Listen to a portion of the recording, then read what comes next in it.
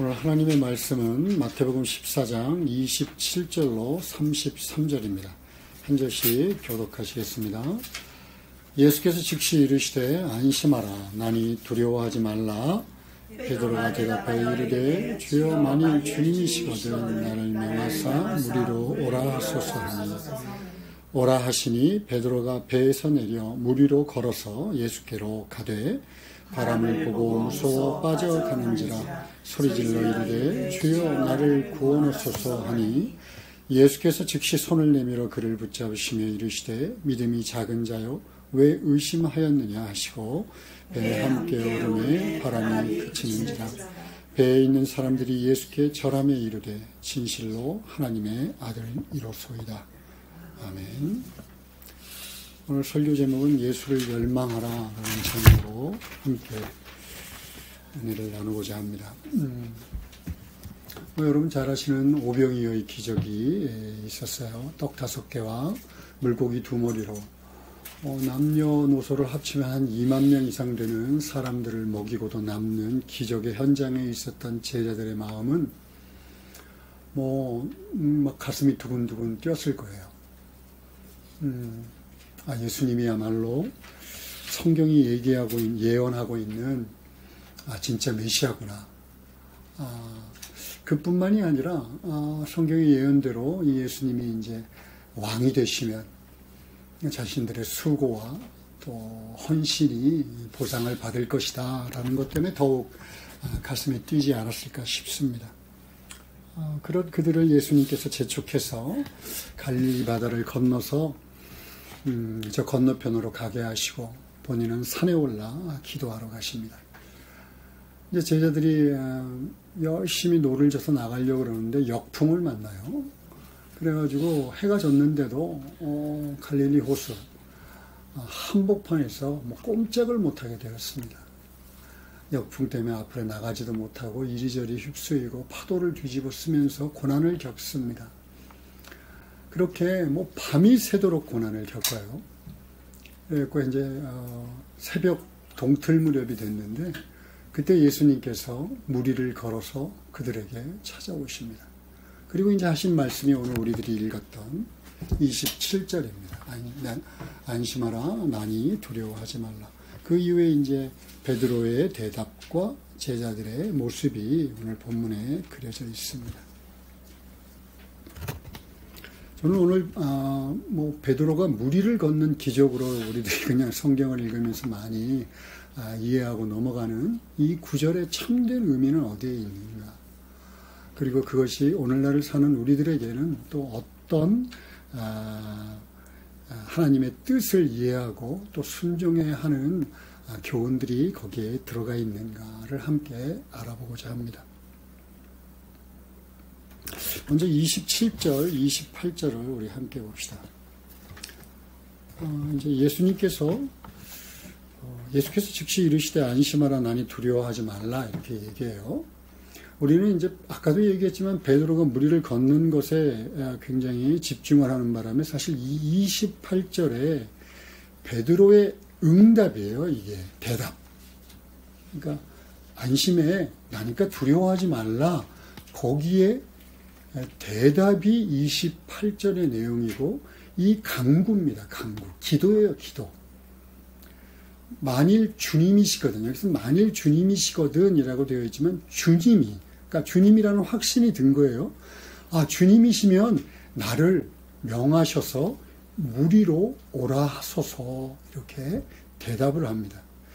여기서 물 위로라고 하는 것은 중요한 단어가 아니고 수식어에 그치지 않습니다. 그칩니다.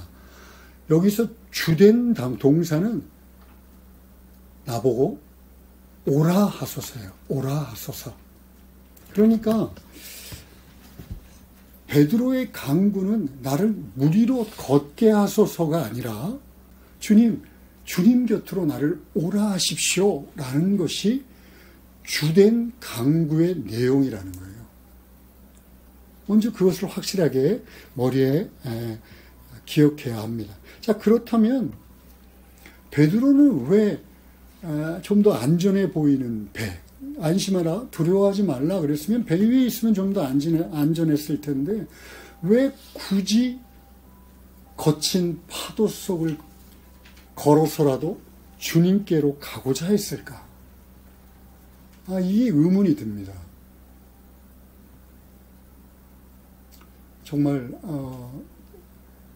기적을 경험하고 싶었을까요? 무리를 걷는 기적을 경험해서 하나님께 가고 싶다? 물론 아니겠죠. 베드로는 무리를 걸어오는 예수님의 영광스러운 모습을 보았어요. 그리고 그분의 위로와 따뜻한 말씀을 들었습니다. 한마디로 하나님의 영광을 접했습니다. 하나님의 영광을 접하고 나니까 그의 마음이 가만히 있을 수가 없는 거예요. 여러분, 교회사에는 하나님의 영광을 접한 사람들이 도저히 가만히 있을 수 없어서 하나님의 영광을, 하나님의 열심을 가지고 하나님의 영광을 사모했던 기록의 연속입니다. 베드로 역시 주체하지 못하는 마음을 가지고 주님, 제가 주님 곁으로 가기를 원합니다.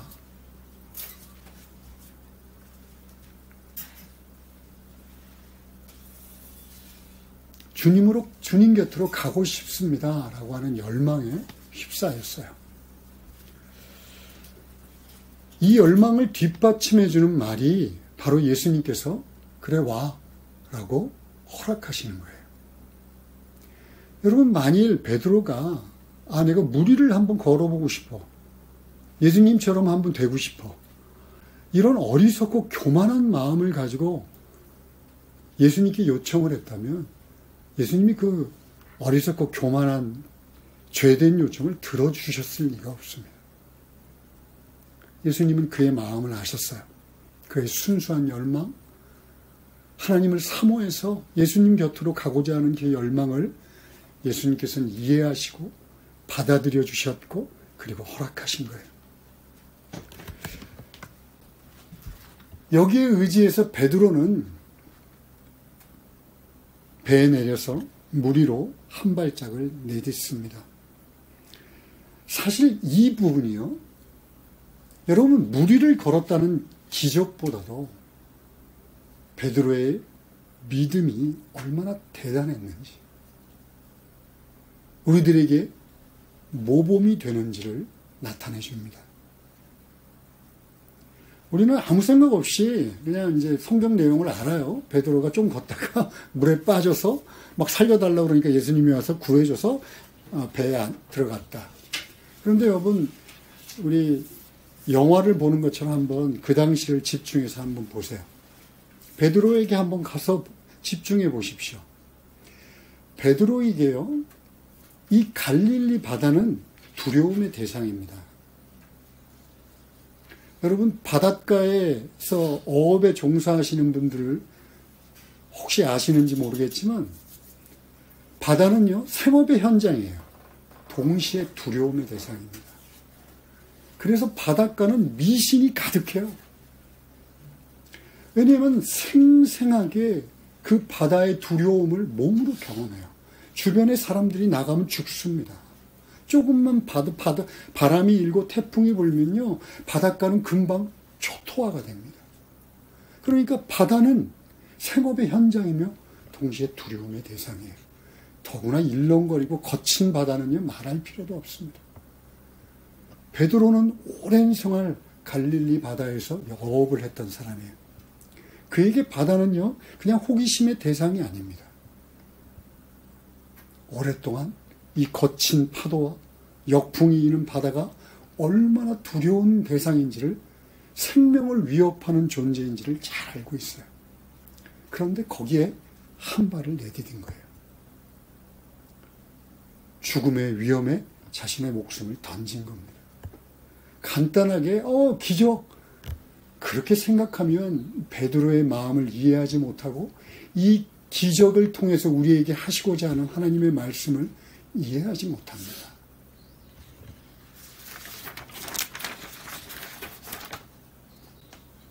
더군다나 여러분, 베드로가 무리를 걸었던 경험이 한 번이라도 있을까요? 아니면 상상이라도 해본 적이 있을까요? 전혀 다른 세계예요. 전혀 다른 세계. 예수 그리스도를 믿음으로 인해서 완전히 다른 세계에 대한 열망을 품게 된 거예요. 물론 이제 바다를 좀 걷다 보니까 일렁이는 바다를 보니까 자신이 갖고 있던 바다에 대한 두려움이 생겨서 바닷물에 빠지기는 했지만 그가 죽음의 위험을 무릅쓰고 용기를 내서 바다에 한 걸음, 두 걸음, 몇 발자국을 걸었는지는 뭐 성경에 기록되어 있지 않습니다. 그러나 그 믿음의 한 발 한 발이 얼마나 대단한 용기가 필요했는지 먼저 여러분 이해해야 합니다. 자, 지금까지 설명드린 이 두 가지를 근거로 이제 본격적으로 한 두 가지 정도를 더 같이 생각해 봅시다. 하나는요, 예수를 믿고 하나님의 영광을 봤다. 자, 영광을 봤다 그러면 어떤 게 영광일까요? 그냥 나를 중심으로 해서 내가 구원받아서 아우 행복해 뭐 이런 것을 영광을 봤다고 하긴 어렵죠. 근데 여러분들이 만약에 예수와 주님이시고 그리스도 나의 구원자이시고 또 살아있는 하나님의 아들이시라면, 그래서 하나님의 영광에 눈이 열렸다면 여러분들도 열망을 갖는 것이 당연합니다. 하나님을 향하고 하나님 곁에 머물기를 원하고 하나님이야말로 나의 목적이 되는 것이 당연한 결과입니다. 아까도 얘기했지만 교회사에는 예수 그리스도의 영광을 본 사람들의 역사의 기록이에요. 그런데 내가 예수를 믿었다. 그래서 하나님의 영광을 보았다. 그리스도 예수의 그 놀라운 십자가의 영광을 보았다. 그런데 내 마음은 차갑고 냉랭하다. 자신을 한번 점검해 봐야 합니다. 이 열망이 왜 중요하냐면 단순하게 소망을 갖는다가 아니라 우리들의 믿음만이 아니라 우리들의 인생 자체에 너무나도 크고 막대한 영향을 끼치기 때문에 그렇습니다. 여러분, 이 열망이 없이는 예수를 믿어도 예수 그리스도를 개인적으로 경험할 수 없습니다.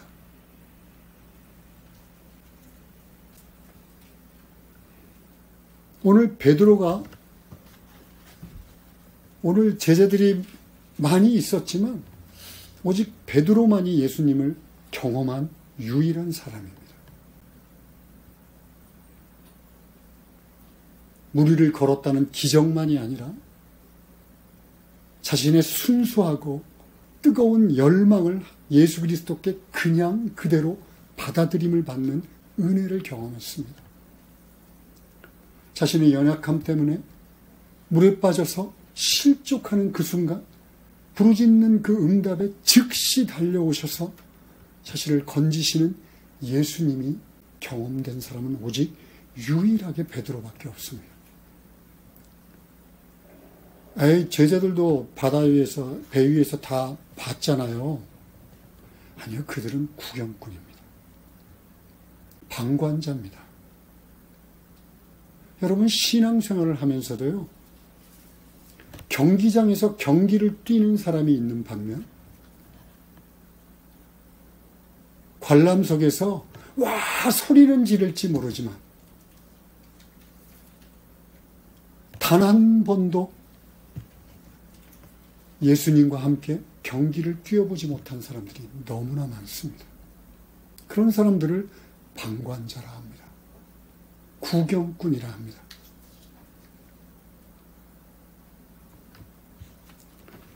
우리들의 실생활 속에서 그저 말씀 속에 갇혀있는 예수가 아니고 문자 속에서 그저 우리들의 머릿속에 상상된 예수가 아니고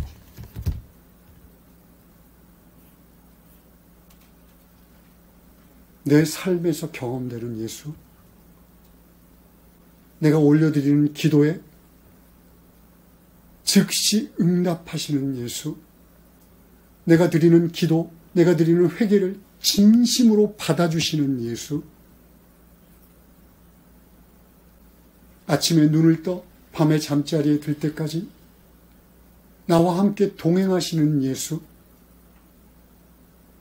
나의 인생이 그분 때문에 미칠 것 같이 기쁘다고 고백할 수 있는 예수, 그 예수는요, 예수님께 나아가기를 원하는 열망이 없이는 절대로 경험할 수 없습니다. 물론 예수님은요, 언제든지 먼저 찾아오십니다. 오늘 본문에서도 고통받는 제자들에게 예수님이 무리를 걸어 먼저 찾아오세요. 그런데 오직 유일하게 베드로만이 주님께 가기를 소망하고 주님의 영광을 보고 주님과 함께 있기를 소망했고 열망하는 베드로만이 예수님을 경험했습니다. 여러분, 신앙생활이 힘이 없고 능력이 없는 것은요, 예수님 잘못이 아니잖아요. 하나님이 성경에서 거짓말을 썼기 때문에 우리가 그러는 상태로 성경과 완전히 다른 인생을 살고 있는 게 아니라는 이야기입니다.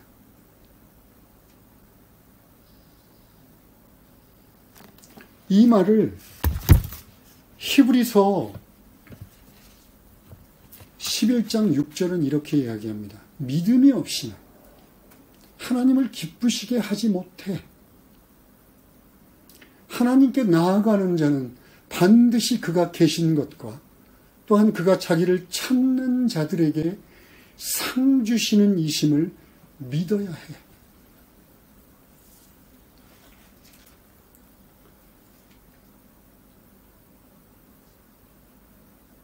예수님에게 베드로는 어떤 존재였을까요? 하나님을 기쁘시게 하는 자입니다. 자신에게 모든 것을 걸고 그 일렁거리는 파도 위에 한 발을 내딛는 소중한 존재입니다.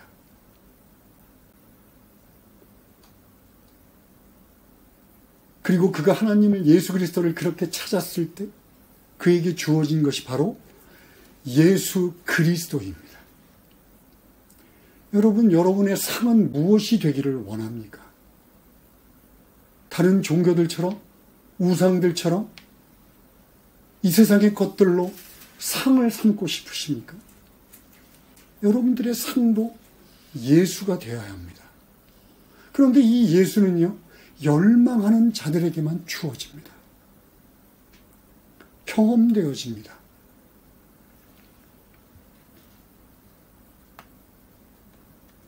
좀 구체적으로 얘기하면 열망한다는 것은요, 내가 두려워하는 대상, 불편해하는 대상, 나를 좀 걱정하게 하는 대상임에도 불구하고 주님을 찾는 거예요. 하기 싫고 귀찮고 보기 싫어도 성경을 보고 기도하고 주님을 찾는 거예요. 여러 핑계들이 있고 정말 변명거리가 너무 많지만 육신이 연약해서 할 수 없다고 고백할 수 있는 수많은 일이 있지만 그럼에도 불구하고 예수님을 찾아 나와 예배드리고 찬양하고 기뻐하고 봉사하는 거예요. 나의 얕은 그 이 세상의 쾌락을 포기하고 주님을 찾는 겁니다. 이럴 때 예수님을 만날 수 있어요. 가만히 있는데 이 세상에 떠밀려 다니는 것처럼 이리저리 흔들리면서 예수님을 만날 수 있다는 그런 착각은 하지 않는 게 좋습니다.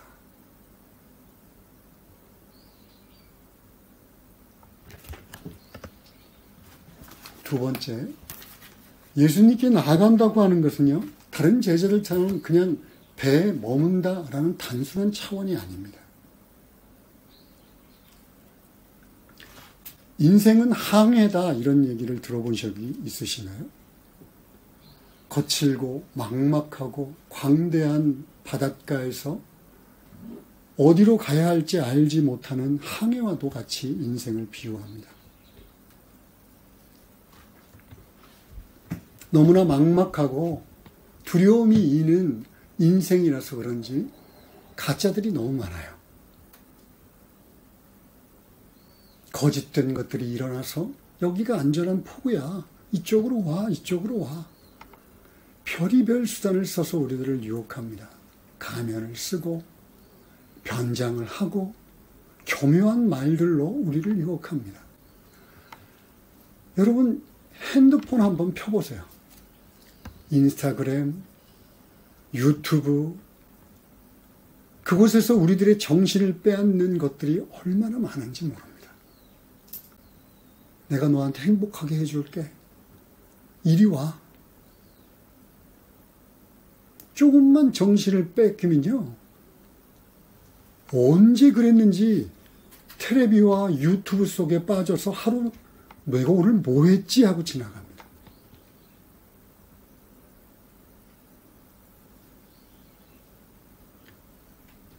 하나님에 대한 예수 그리스도에 대한 열망이 없고 나의 결단과 결심을 가지고 예수님께 나아가고자 하는 열망이 없이는 그래서 정신을 차리지 않으면 이 세상은요 금방 우리를 삼켜버립니다. 오직 유일하게 예수 그리스도만이 우리가 찾아가서 그 곁에 머물 때만이 우리를 안전한 포구, 영원한 생명으로 이끌 수 있습니다.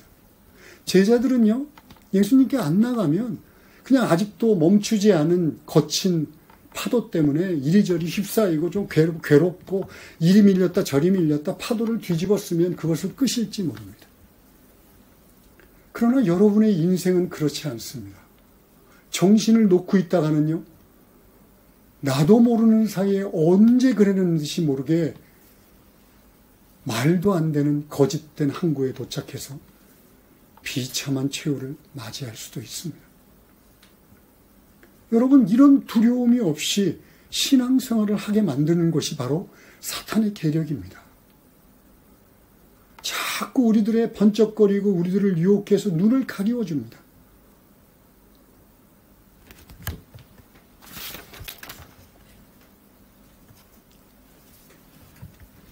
세상 사람들은 뭐라 하든 상관없습니다. 그런데 예수를 믿었으면서도 예수만이 유일한 영원한 생명의 항구 되심을 모른다면 예수만이 우리가 피할 유일한 곳이라는 것을 모르고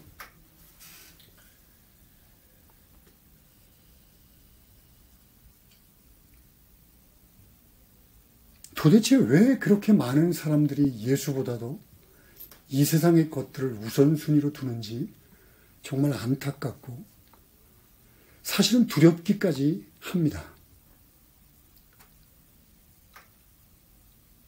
점점 무감각해지고 예수는 늘 우선순위에서 뒤로 밀립니다.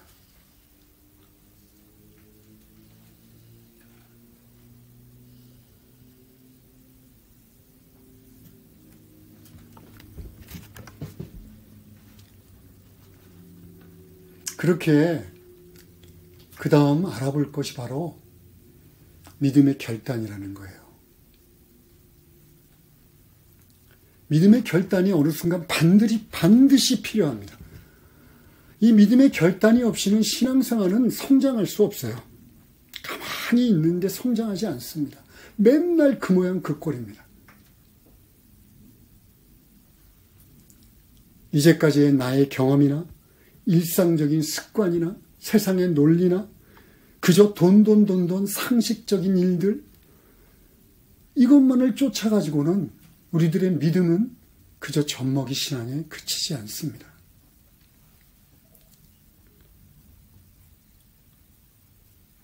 예수를 믿는 것은요, 아까 베드로의 경우처럼 우리가 그전에 죄악에 머물 때는요, 단 한 번도 상상해 보지 못한 길이에요.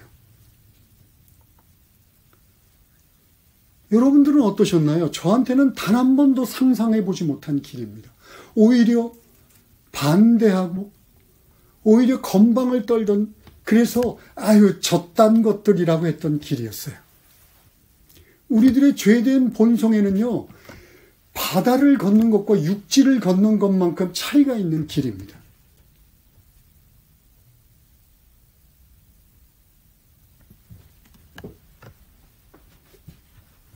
그렇게 어느 순간 성경에서 말씀하시는 이 하나님의 말씀을 바로 깨닫고 결단을 할 때가, 그 말씀을 믿고 결단을 할 때가 필요하다는 거예요. 바다 위에 발을 내디는 것 같은 전혀 낯설고 힘들고 어려워 보이는 그 길을 가고자 하는 결단이 필요합니다.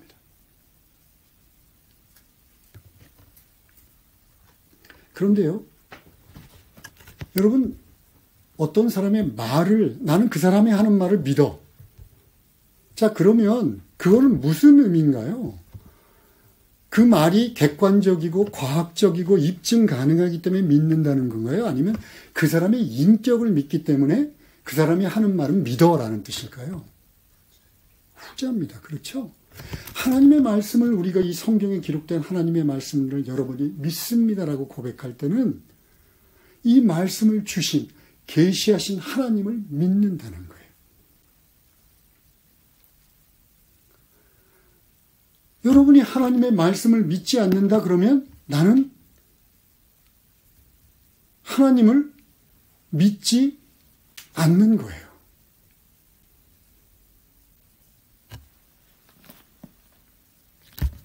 우리가 왜 하나님의 말씀을 하신 그 하나님, 말씀하신 하나님을 믿고 말씀하신 예수 그리스도를 온전히 신뢰해야 하냐면, 믿음의 결단은요, 항상 기적만을 불러오지 않기 때문에 그렇습니다.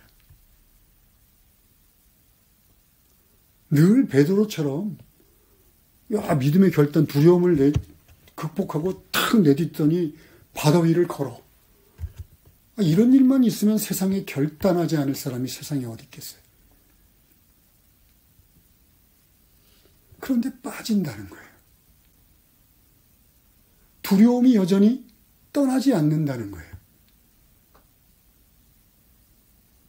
하나님의 말씀을 믿고 말씀대로 순종을 했는데 일이 잘 안 풀릴 수 있어요. 아플 수 있습니다. 근심스러운 일이 생길 수 있습니다. 관계가 틀어질 수 있어요. 더 사람들이 나를 무시하는 것 같을 때가 있습니다.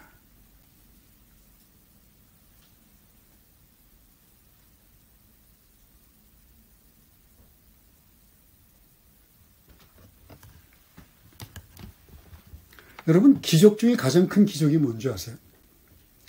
나 같은 죄인이 구원받았다는 것이 가장 큰 기적입니다.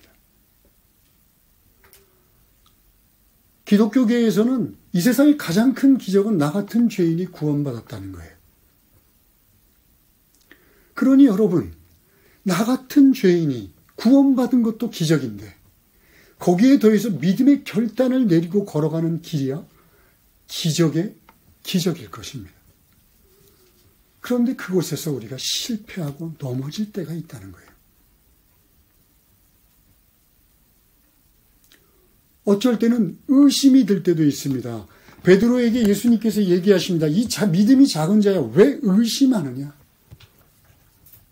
우리 역시 의심하니까 어려운 일이 겹치면 의심이 돼요. 그러나 야단 맞는 것이 두려워서 결단하지 못한다는 것처럼 어리석은 일이 세상에 어디 있겠습니까? 왜냐하면 예수님은 우리들을 핀잔하고 야단치시기도 하지만 가장 먼저 달려오셔서 우리들의 실패를 덮어주시는 분이에요. 우리들의 실패를 일으키시는 분이에요.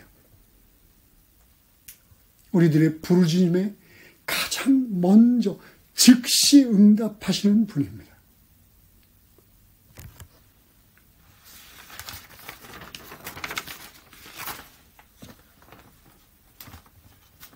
그 증거를 오늘 31절에서 보여주지 않습니까? 베드로가 빠지면서 살려달라고 외치자마자 여기서 즉시라고 번역되어 있어요. 즉시, 긴급하게, 에머전시 오셔서 손을 내밉니다.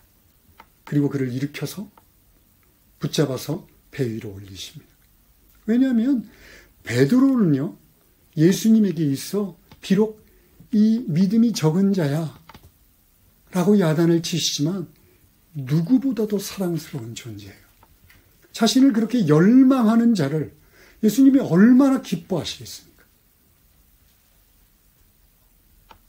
자신에게 모든 것을 걸고 죽음의 바다에 자신을 내던진 자를 예수님이 얼마나 기뻐하시겠습니까?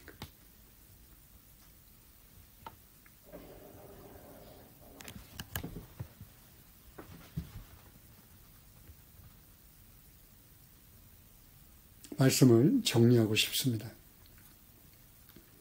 여러분, 오늘 본문의 기적이 하고 싶은 말은요, 베드로가 인류 최초로 무리를 걸었다, 이것을 나타내고 싶은 얘기가 아닙니다. 예수의 영광을 본 자,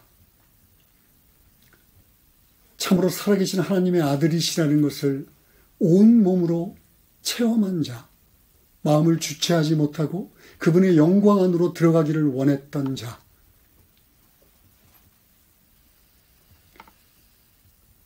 그 간절한 열망을 예수님께서 허락하셨고 그 허락한 예수님의 말씀에 온전히 순종한 자, 그가 경험한 예수, 이것을 이 기적은 말하고 싶어 합니다. 오늘날도 동일합니다. 내가 정말 예수를 믿었다.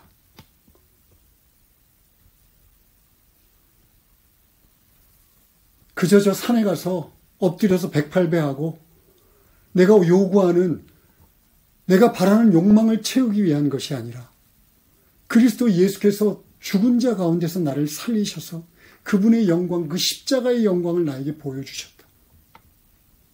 내가 이것을 믿는다. 그러면 열망을 품고 주님 앞에 나가기를 원하는 자가 얼마나 하나님 예수 그리스도를 인격적이고 개인적으로 경험할 수 있는지, 그리고 어떠한 연약한 실패 속에서도 예수님께서 그를 포기하지 않고 그와 함께 동행하는지를 동일하게 얘기하기를 원하기 때문입니다.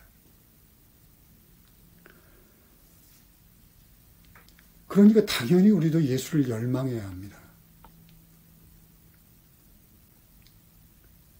제발 예수를 열망하며 기쁘고 힘있고 능력있게 예수를 믿어야 합니다. 때로는 막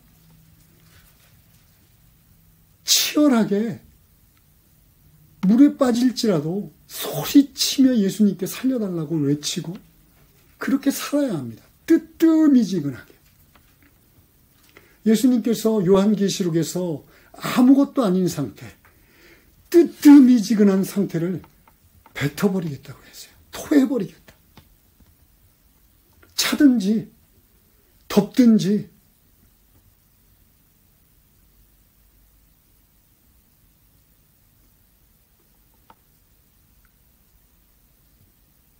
그렇게 예수님과 동행하며 예수님의 곁에서 살아가지 않으면 우리가 어떻게 안전한 포구에 이를 것이라는 것을 확신하며 살 수 있습니까? 무엇 때문에 여러분 확신하며 삽니까?